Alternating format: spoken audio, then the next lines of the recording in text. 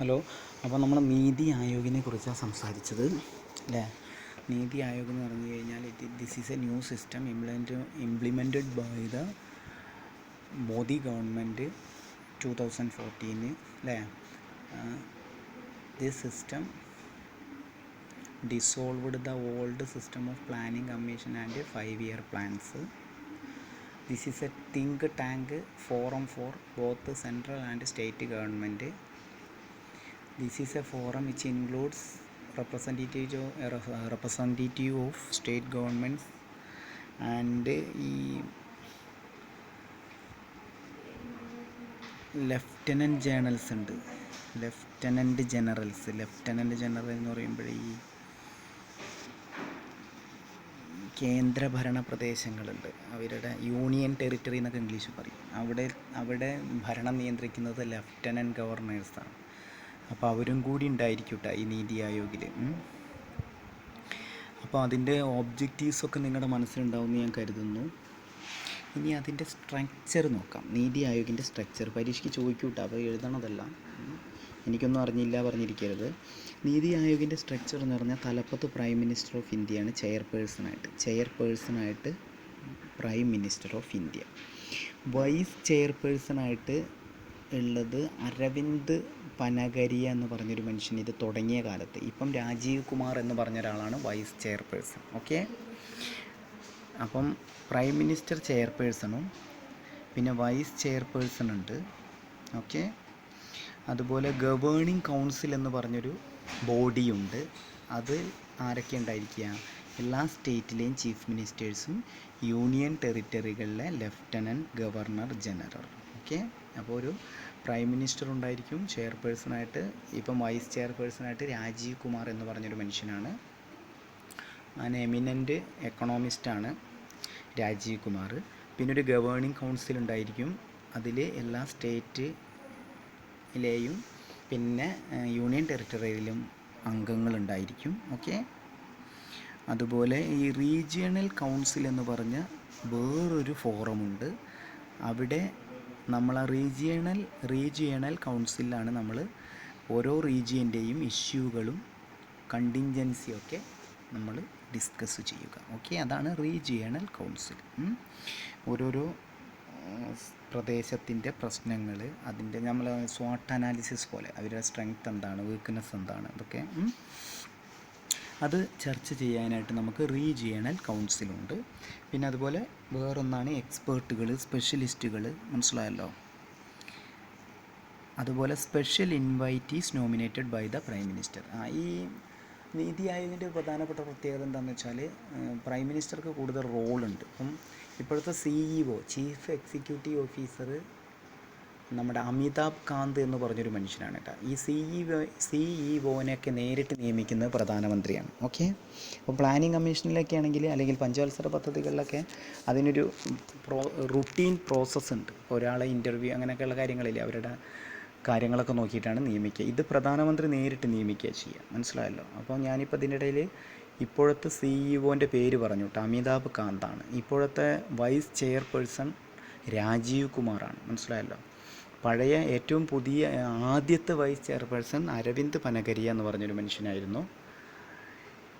ആദ്യത്തെ CEOയും പറയണ്ടേ, സിന്ധുശ്രീ ഖുള്ളാർ എന്ന് പറഞ്ഞൊരാളായിരുന്നു ആദ്യത്തെ CEO. ഓക്കെ. അപ്പോൾ സ്ട്രക്ചറിൽ നമ്മൾ ആദ്യമായിട്ട് പറയുന്നു ചെയർപേഴ്സൺ പ്രധാനമന്ത്രി, വൈസ് ചെയർപേഴ്സൺ, പിന്നെ ഗവേണിംഗ് കൗൺസിലുണ്ട് എല്ലാ സംസ്ഥാനത്തെയും അംഗങ്ങളും, പിന്നെ റീജിയണൽ കൗൺസിലുണ്ട് ഓരോ റീജിയൻ്റെയും ഇഷ്യൂകൾ പൊട്ടൻഷ്യാലിറ്റി എല്ലാം ഡിസ്കസ് ചെയ്യാൻ, പിന്നെ എക്സ്പേർട്ടുകൾ, പിന്നെ സ്പെഷ്യലിസ്റ്റുകൾ from relevant sectors and nominees by PM prime മിനിസ്റ്ററിൻ്റെ നോമിനികൾ. ഓക്കെ. അതുപോലെ 2 ഫുൾ ടൈം മെമ്പേഴ്സ് ഉണ്ടായിരിക്കും.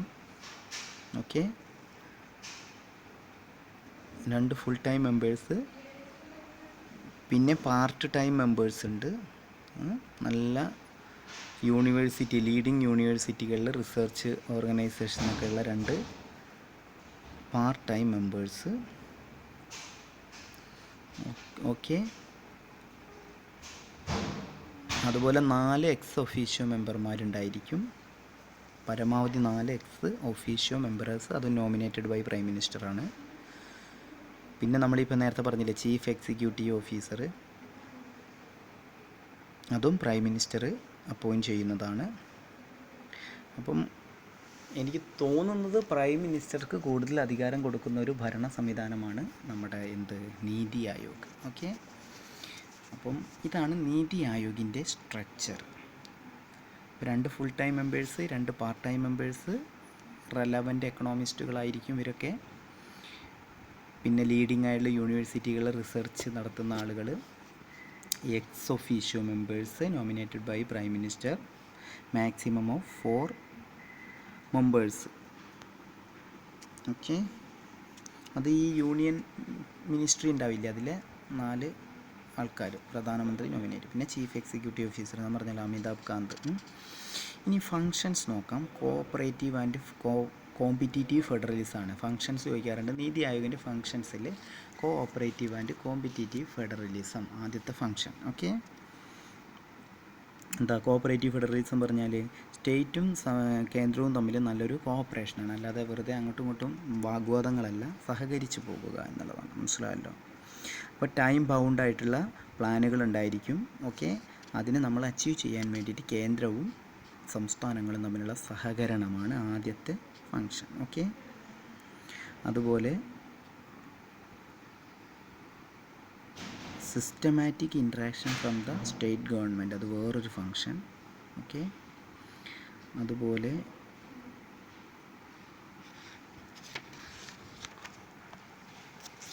ഷെയർഡ് നാഷണൽ അജണ്ട പറഞ്ഞ് വേറൊരു ഫങ്ഷനുണ്ട്. ഷെയർഡ് നാഷണൽ അജണ്ട എന്ന് പറഞ്ഞു കഴിഞ്ഞാൽ രാജ്യ താല്പര്യത്തെ മുൻഗണന കൊടുക്കുക, അതാണ് നാഷണൽ അജണ്ട. രാജ്യത്തിൻ്റെ താല്പര്യം എന്താണോ അതിന് നമ്മൾ കൊടുക്കുക, മുൻഗണന കൊടുക്കുക. സംസ്ഥാനങ്ങളൊക്കെ നാഷണൽ അജണ്ട ഫോളോ ചെയ്യുക. ഓക്കെ, അത് വേറൊരു ഫങ്ഷനാണ്. അത് centre is the best friend of state. വേറൊരു ഫങ്ഷൻ, centre is the best friend of state. സ്റ്റേറ്റിൻ്റെ ഏറ്റവും ബെസ്റ്റ് ഫ്രണ്ടാണ് ഏത്? സെൻറ്റർ, കേന്ദ്രം ഭരിക്കുന്ന ആളുകൾ. ഓക്കെ, അപ്പോൾ പിന്നെ ഡീസെൻട്രലൈസ്ഡ് പ്ലാനിങ് ഉണ്ട്. ഓക്കെ, സ്റ്റേറ്റിനെ എംപവർ ചെയ്യാനും ലോക്കൽ ഗവൺമെൻറ്റിനെ എംപവർ ചെയ്യാനായിട്ടുള്ള ഡീസെൻട്രലൈസ്ഡ് പ്ലാനിങ്. അപ്പം ഈ നമ്മൾ ലോക്കൽ ഗവൺമെൻറ് എംപവർ ചെയ്യുക എന്നൊക്കെ പറയുമ്പോൾ പേപ്പറിൽ നമ്മൾ വായിച്ചിരുന്നു, എത്രയോ കോടിക്കണക്കിന് രൂപയാണ് ഈ പഞ്ചായത്ത്, കോർപ്പറേഷൻ, മുനിസിപ്പാലിറ്റിയിലൊക്കെ കൊടുക്കുന്നത്. 1 ലക്ഷം കോടി രൂപയായിട്ടാണ് കേരളത്തിന് അനുവദിച്ചിരിക്കുന്നത് എന്നിട്ട് എന്തോ വായിച്ച പോലെ തോന്നി പേപ്പറിൽ. ഓക്കെ, അതാണ് ഇത് ഡീസെൻട്രലൈസ്ഡ് പ്ലാനിങ്. ഓക്കെ, ഇനി നമ്മുടെ പഞ്ചായത്ത് മെമ്പർക്ക് പോലും പ്രസിഡൻറ്റിൻ്റെയൊക്കെ പദവി പോലെ വരാൻ പോവുക എന്നൊക്കെ കേൾക്കുന്നു. കാരണം രാഷ്ട്രീയ അതിപ്രസരം മൂലം പല ആളുകൾക്കും വികസനങ്ങൾ നിഷേധിക്കപ്പെടുകയാണ്. അപ്പോൾ പിന്നെ മെമ്പർക്ക് നല്ല അധികാരം ഉണ്ടെങ്കിൽ എല്ലാ കാര്യങ്ങളും ചെയ്തു കൊടുക്കാൻ പറ്റും. അപ്പോൾ അങ്ങനെയൊക്കെയുള്ള കാര്യങ്ങളൊക്കെ വരുന്നുണ്ടെന്ന് കേൾക്കുന്നു. അതുപോലെ വില്ലേജ് ലെവലിലെല്ലാം ക്രെഡിബിൾ ആയിട്ടുള്ള പ്ലാനുകൾ ഉണ്ടാക്കുക. ഓക്കെ, അതുപോലെ വിഷൻ ആൻഡ് സിനാരിയോ പ്ലാനിങ് എന്ന് പറഞ്ഞ് വേറൊരു എന്നുവെച്ചാൽ എന്താ, medium and long term strategic frame വർക്കുകൾ ഉണ്ടാക്കുക. ഓക്കെ, അതുപോലെ നമ്മുടെ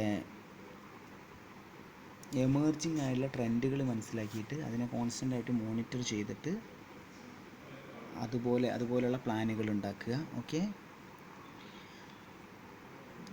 അതുപോലെ ഡൊമൈൻ സ്ട്രാറ്റജി പറഞ്ഞ് വേറൊരു ഫങ്ഷനുണ്ട്. ഡൊമൈൻ സ്ട്രാറ്റജി പറഞ്ഞാൽ നേരത്തെ പറഞ്ഞ പോലെ തന്നെ സെൻറ്ററിലും സ്റ്റേറ്റിലും ഗുഡ് ഗവേണൻസ്, നല്ല ഭരണ സംവിധാനം ഇംപ്ലിമെൻറ്റ് ചെയ്യുക എന്നുള്ളതാണ്. Okay, domain strategy. പിന്നെ നെറ്റ്വർക്ക് ഓഫ് എക്സ്പേർട്ടൈസ് ഉണ്ട്. മനസ്സിലായല്ലോ? അത് പിന്നെ പ്രത്യേകിച്ചൊന്നും പറയാനില്ല. പല മേഖലകളിൽ നിന്നുള്ള എക്സ്പേർട്ട്, ബാങ്കിങ്, എക്കണോമിക്സ്, അക്കൗണ്ടിങ്, എല്ലാ മേഖലയിലും എക്സ്പേർട്ടുകളുടെ ഒരു നെറ്റ്വർക്ക്. പിന്നെ നോളജ് ആൻഡ് ഇന്നൊവേഷൻ ഹബ്ബ്, അത് പ്രത്യേകിച്ചൊന്നും പറയാനൊന്നുമില്ല. അതുപോലെ ഹാർമണൈസേഷൻ വേറൊരു ഫങ്ഷനാണ്. എന്താ വെച്ചാൽ സ്റ്റേറ്റ് ഗവൺമെൻറ്റുമായിട്ട് ശരിയായ രീതിയിൽ communication, coordination and collaboration. Okay, എന്ന് നടത്തിയിട്ട് നമ്മൾ പദ്ധതികൾ എന്ത് ചെയ്യുക, ഇംപ്ലിമെൻറ്റ് ചെയ്യുക. ഓക്കെ. പിന്നെ കോൺഫ്ലിക്റ്റ് റെസൊല്യൂഷൻ ഉണ്ട്. എന്ന് വെച്ചാൽ വല്ല വാക്ക് തർക്കങ്ങളൊക്കെ ഉണ്ടാവുകയാണെങ്കിൽ അതിനെ തീർക്കാനായിട്ടുള്ള mutual and inter departmental resolution centres ഉണ്ട്. ഓക്കെ. പിന്നെ ഇൻറ്റേർണൽ കൺസൾട്ടൻസി, നമ്മളറിയില്ല, ഈ നമുക്ക് എന്തെങ്കിലുമൊക്കെ സംശയമുണ്ടെങ്കിൽ അത് തീർത്തു തരുന്ന ആളുകളാണ് കൺസൾട്ടൻറ്റുമാർ. ഓക്കെ. അപ്പോൾ സ്റ്റേറ്റിന് ഏതെങ്കിലും മേഖലയിൽ സംശയങ്ങളുണ്ടെങ്കിൽ, ഏതെങ്കിലും വിഷയത്തിൽ സംശയങ്ങളുണ്ടെങ്കിൽ they can consult with the internal consultancy of Niti Aayog. മനസ്സിലായല്ലോ. അപ്പോൾ അവരുമായിട്ട് കാര്യങ്ങൾ ഡിസ്കസ് ചെയ്യാൻ. ഓക്കെ. അതുപോലെ മോണിറ്ററിങ് ആൻഡ് ഇവാലുവേഷൻ, ഇങ്ങനെ കുറേ അധികം ഫങ്ഷൻസ് ഉള്ള ഒരു സംഭവമാണ് ഇത് നമ്മുടെ നീതി ആയോഗ്. ഓക്കെ.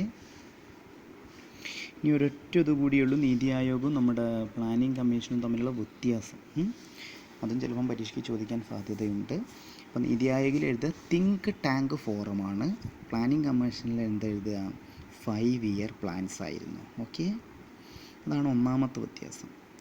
അതുപോലെ നീതി ആയോഗിൽ സ്റ്റേറ്റ് ഗവൺമെൻറ്റിന് സിഗ്നിഫിക്കൻ്റ് റോളുണ്ട്. പ്ലാനിംഗ് കമ്മീഷനിൽ സിഗ്നിഫിക്കൻ്റ് റോൾ സ്റ്റേറ്റിന് ഉണ്ടായിരുന്നില്ല. കാരണം ഞാൻ നേരത്തെ പറഞ്ഞു, ഓരോരോ സ്റ്റേറ്റിന് അതിങ്ങനെ അനുവദിക്കുക ചെയ്യുക, നമ്മുടെ പഞ്ചവത്സര പദ്ധതികൾ വഴി അനുവദിച്ച് കിട്ടുക ചെയ്യുക. സ്റ്റേറ്റിന് റോളൊന്നുമില്ല. ഓക്കെ. അതുപോലെ നേരത്തെ ഞാൻ പറഞ്ഞ പോലെ CEO-നെ അപ്പോയിൻറ്റ് ചെയ്യുന്നത് പ്രധാനമന്ത്രിയാണ്. പ്ലാനിംഗ് കമ്മീഷനിലാണെങ്കിൽ യൂഷ്വലായിട്ടുള്ള ചില പ്രോസസ്സുകളുണ്ട്, അതുവഴിയാണ് അപ്പോയിൻറ്റ് ചെയ്യുക. മനസ്സിലായല്ലോ. അതുപോലെ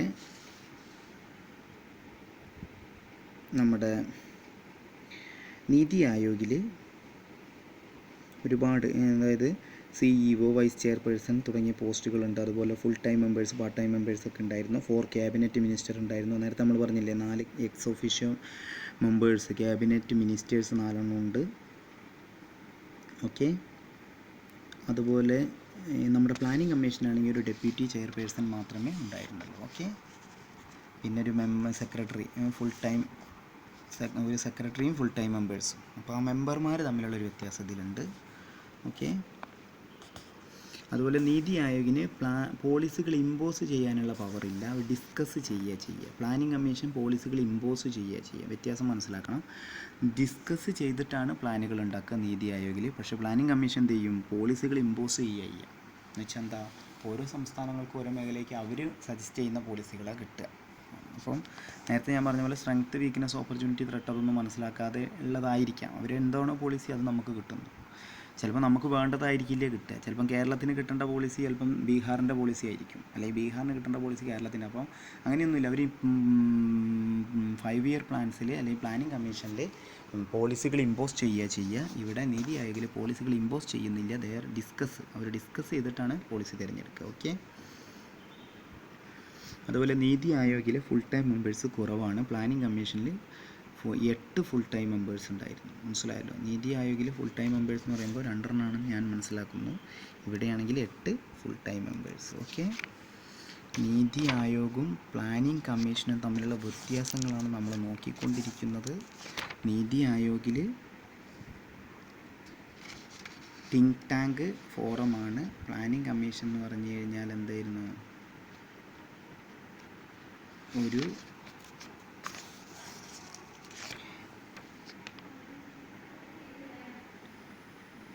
എന്നുവെച്ചാൽ NITI Aayog think tank forum ആകുമ്പോൾ പ്ലാനിംഗ് കമ്മീഷൻ എന്ന് പറഞ്ഞു കഴിഞ്ഞാൽ 5 ഇയർ പ്ലാൻസ് ആയിരുന്നു. ഓക്കെ.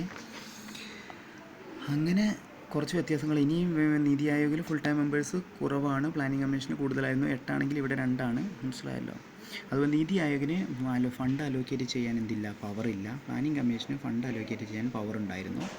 അതുപോലെ നീതി ആയോഗിൽ സ്റ്റേറ്റ് ചീഫ് മിനിസ്റ്റേഴ്സ്, ലെഫ്റ്റനൻറ്റ് ഗവർണേഴ്സൊക്കെയാണ് ഉള്ളത് ഗവേണിംഗ് കൗൺസിലിൽ. പ്ലാനിംഗ് കമ്മീഷനിൽ നാഷണൽ ഡെവലപ്മെൻറ്റ് കൗൺസിലായിരുന്നു.